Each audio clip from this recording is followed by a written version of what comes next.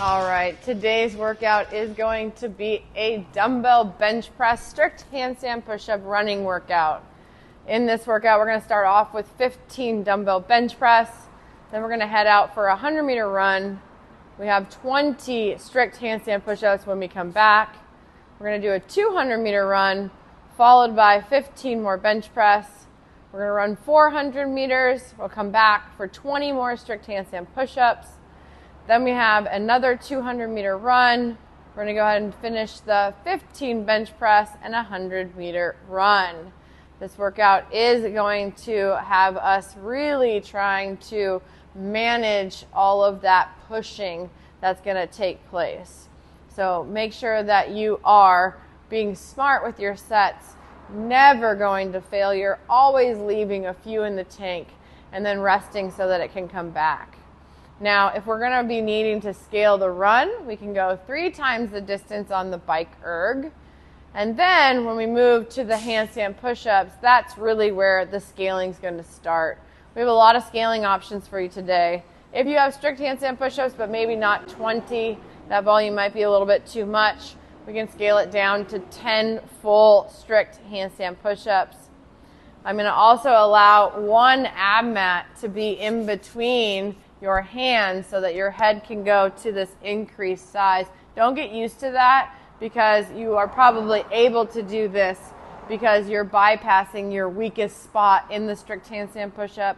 But for today, I'm going to let us play a little bit. So you only get 1 ab mat. You don't get a head pad and an ab mat. It's 1 ab mat on the floor in between your hands, and that's going to give you a little bit less distance you need to travel on that strict handstand push-up.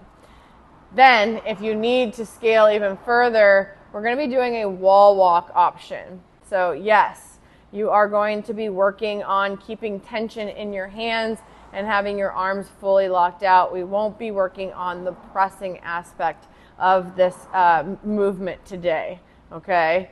So the scale after scaling from this ab mat will be a full wall walk. That means that your belly's on the ground, you're going to walk up the wall, you're going to get your chest to the wall, and then walk yourself out. Now, that might be a little bit too challenging and you're not able to get close enough to the wall to where your chest will touch with a safe back position. So then the next scale will be 5 box wall walks at a 30-inch, all right? So if we're here on this box, I'm going to go ahead and come up on all fours. Then I'm going to bring my feet up on top. I'm going to walk myself all the way to the box so I can touch it. I come back down. I'm going to go ahead and put my feet back down. And I finish the box wall walk with my chest on the ground. So there'll be 5 reps of that. Now, if that's too challenging and you're not able to touch the box with your hand, you can take this down to 24 inches, or you can put your feet on a 20-inch box. You can see I have it up against the rig so it can be supported. That'll give us more space, all right? So those are going to be the next few scales. And then finally, at the lowest level, it will be 10 inchworms. So that means that we're going to start here. I'm going to walk myself out. I'm going to do a push-up. I'm going to come back and walk myself back in, stand up, and go into the next movement, all right? So that's today's lowest scale. And that'll be 10 reps of that inchworm. The goal here is to just keep us kind of being challenged, but not something that A, we feel like we're unsafe, or B, we're just not able to do the full movement just yet, okay?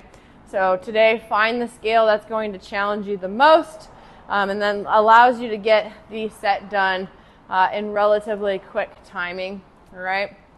This workout is meant to be a little bit on the faster side, so just kind of keep that in mind as we go through this, and then we will go ahead and have some fun doing it, okay?